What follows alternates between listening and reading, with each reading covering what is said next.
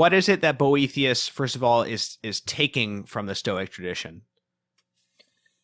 It's primarily certain aspects of Stoic ethics. So when we think about Stoicism today, the so-called Stoic revival, that's almost 100% focus on Stoic ethics. Yes. Um, some of the background Stoic views here include something like a cosmological materialism. So even whatever God is in Stoicism, even God somehow is part of the material structure of the universe. Hmm. And also a thoroughgoing determinism.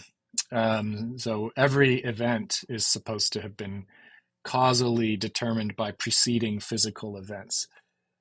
So those aspects of Stoicism are not at all compatible with Christianity. That's not what we find Boethius focusing on. In fact, when he does address issues of determinism or the threat of determinism, importantly, he opts for philosophical solutions that are very far away from Stoic And answers. he also kind So, of tears apart the Stoic theory of knowledge in one of the verses later in the work as well. yeah, good, good. I mean, the vast majority of the sort of direct Stoic um, influence or application in the Consolation is in those first two books. And I think roughly one way to describe that influence is to say that once Lady Philosophy comes on the scene and begins this conversation with Boethius, she asks him, what is causing his misery? Why are you so sad? And he tries to answer that question by talking about his bad circumstances. I am miserable because uh, I've been unjustly accused, I'm in prison, I have lost all my goods, my status, and so on and so forth. And he finishes this long speech, which almost seems like it was written as meant to be a kind of vindication, so that whoever reads this afterward, they'll know that I was badly treated by the king and so on. Hmm. So he finishes the speech and she says, "Oh, okay, now I know what's wrong with you." But it's not what he just said. It's that he has been misidentifying what the source of happiness is. Hmm. So because he thinks by implication that having a lot of money, having political power, having high social status, and so on, that these things constitute happiness and therefore is miserable because he no longer has them. She is able to identify that he places his hope for happiness in these things that are so-called goods of fortune. Hmm. And so the first part of her treatment, so to speak, of Boethius is to show that these types of goods of fortune cannot make us happy.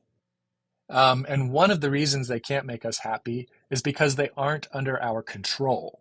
Hmm. So the Stoics had this, what I think of as an important insight, even if it's incomplete, which is that um, the life of virtue gives us a kind of self-mastery so that we're not overwhelmed by our bodily passions or our emotions, so that no matter what circumstances we find ourselves in, we have the discipline to act well in those circumstances. Now, one of the conditions for developing that kind of virtue is not to be too attached to goods of fortune that can't make us happy and that we're probably going to lose eventually anyway. And so the Stoic concept of detachment, sometimes, well, in the original apatheia, from which we get our word apathy, that detachment is supposed to be a condition for gaining the kind of self-mastery that enables what the Stoics thought of as the highest human good, which is the virtuous, tranquil life. And that tranquility, ataraxia, is, so what happiness is, what blessedness is for, say, St. Thomas and the great Christian tradition, um, ataraxia or mere tranquility is for the Stoics. So Boethius will not take on board that idea that ataraxia is the highest human good.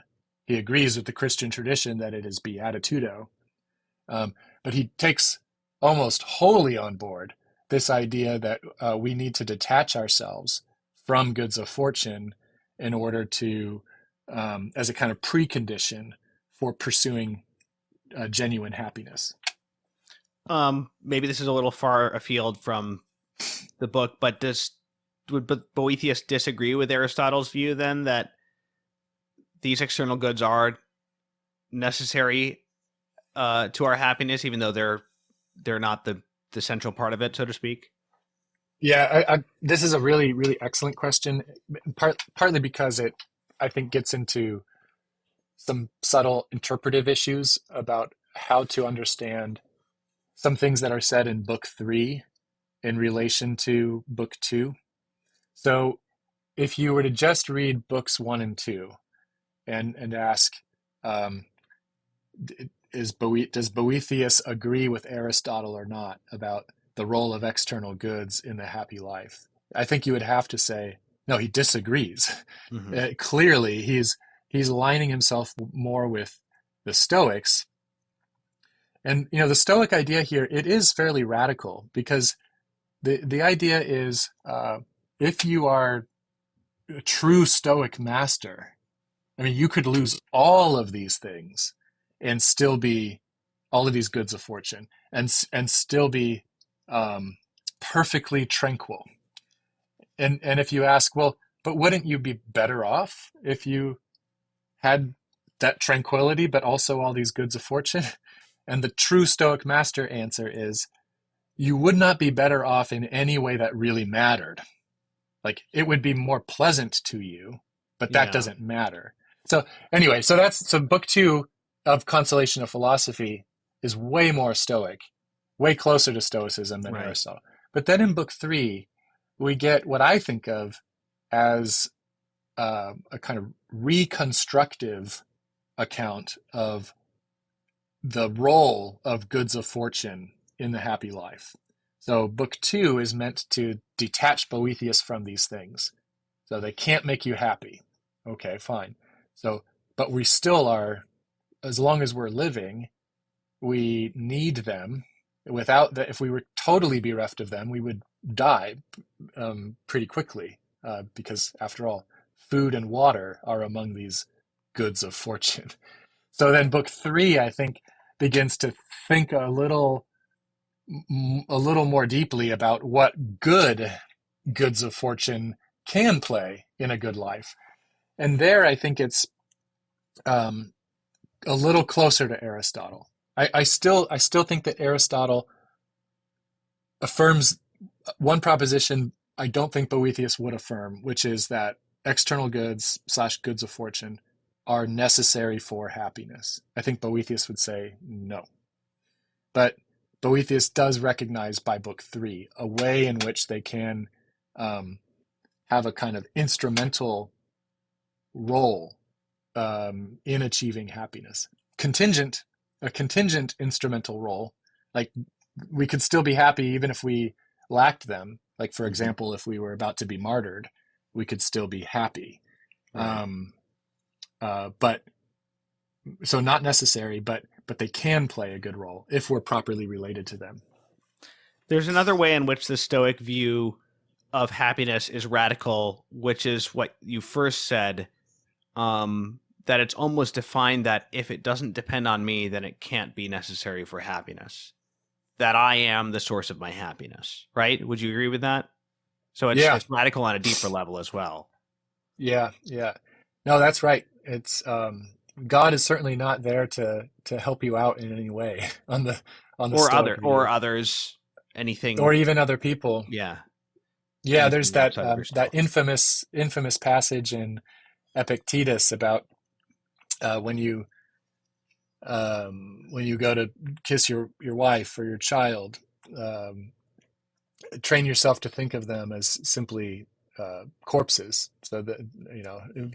So then, when they die, you won't be very sad. Right. So you would still, as a dutiful father or husband or citizen, you would still engage in a lot of the activities that you would expect of a loving or caring husband and father and so on. But you would but you would perform your duties in a way that didn't like emotionally tether you to the well-being of anyone else. Because as soon as you mistakenly identify someone or something else as partially on which you partially depend for your happiness, you've lost the ability to achieve this tranquility. Um, Right. yeah, so other people kind of go by the wayside. Certainly, other things do. There is a it's a kind of deistic system, so there is a God, but God is not there to really do anything for us. Right. So you're absolutely right to say that to the extent Stoics think they can be happy, and they're wary of happiness. They prefer this idea of ataraxia or tranquility. To the extent that we can be tranquil, it's only by being completely self-reliant.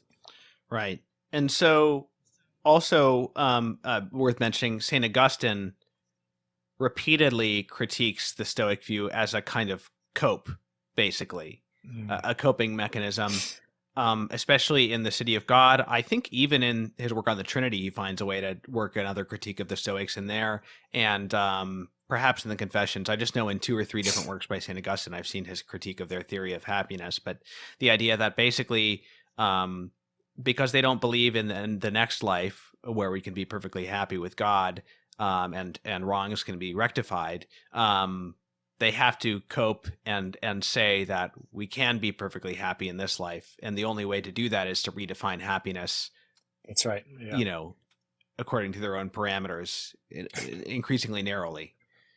Yeah, Um, and in that sense, it is a philosophy of not despair in a modern sense. It's not fatalistic or anything like that, but um, it is a philosophy of low expectations. right, right. Yeah. Okay, are there any other important areas in which Boethius critiques the Stoics? You know, we've alluded to it, but haven't explicitly gone there, which is that lady philosophy, even in her most stoic sounding, still accords a much higher value of other people than the Stoics themselves did. So Hmm.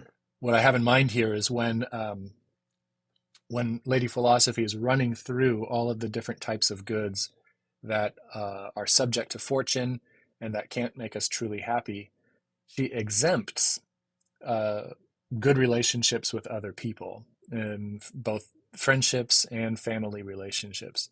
And even though she's in her destructive phase of trying to detach Boethius from goods of fortune, she highlights his healthy, close relationships as like little glimmers of hope. Like, hey, yeah, you're miserable, and it's mostly your fault. But here's something that should cheer you up. You have a loving family, and you have close friends. You wouldn't expect that from the Stoic masters because of the way in which they our relationships with other people threaten self-reliance.